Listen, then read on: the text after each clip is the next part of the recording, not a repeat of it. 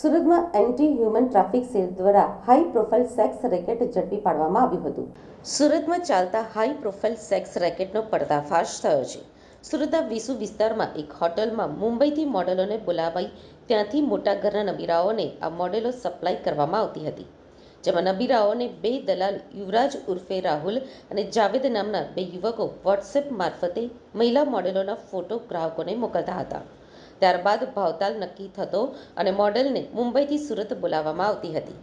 આ સમગ્ર મામલાની બાતમી મળતા પોલીસે એક ડમી ગ્રાહક દલાલ યુવરાજ પાસે મોકલ્યો હતો અને તેના નિયમિત કસ્ટમરના રેફરન્સથી વોટ્સએપ ઉપર મેસેજ કર્યો હતો. વાતચીત બાદ દલાલે મોડેલોના ફોટા મોકલી આપ્યા હતા, જેથી એક મોડેલ પસંદ કરી ગ્રાહકને પોતાની લક્ઝરિયસ કાર લઈને વિસુની એક હોટલની બહાર બોલાવવામાં આવ્યો હતો.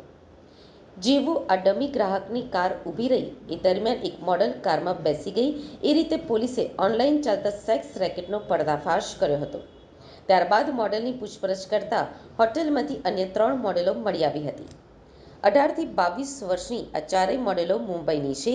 આ મોડેલોએ વેબ સિરીઝમાં પણ કામ કર્યું છે અને ટીવી સિરિયલમાં પણ સાઇડ રોલ કર્યો છે.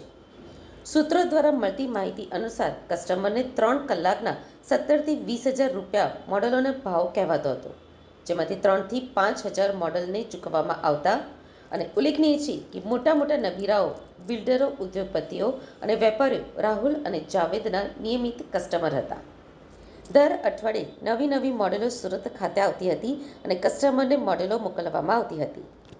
મહત્વનું છે કે વિસુ વિસ્તારમાંથી આ પ્રકારે હાઈ પ્રોફાઇલ સેક્સ રેકેટ ઝડપાયું છે, જેમાં એન્ટી હ્યુમન ટ્રાફિક સેલ દ્વારા 4 જેટલી મોડેલોને મુક્ત કરાવી 2 દલાલને વોન્ટેડ જાહેર કર્યા હતા.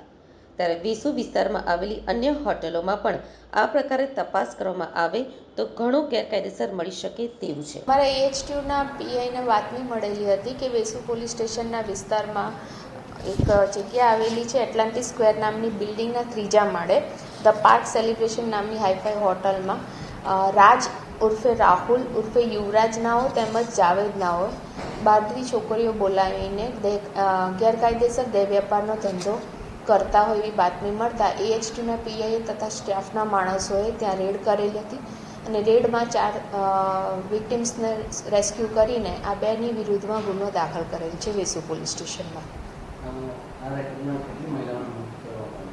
અત્યાર સુધીની તપાસમાં અથવા તો જે કેસ થયો છે એમાં અત્યાર સુધી 4 મહિલાઓને મુક્ત કરવામાં આવેલી છે.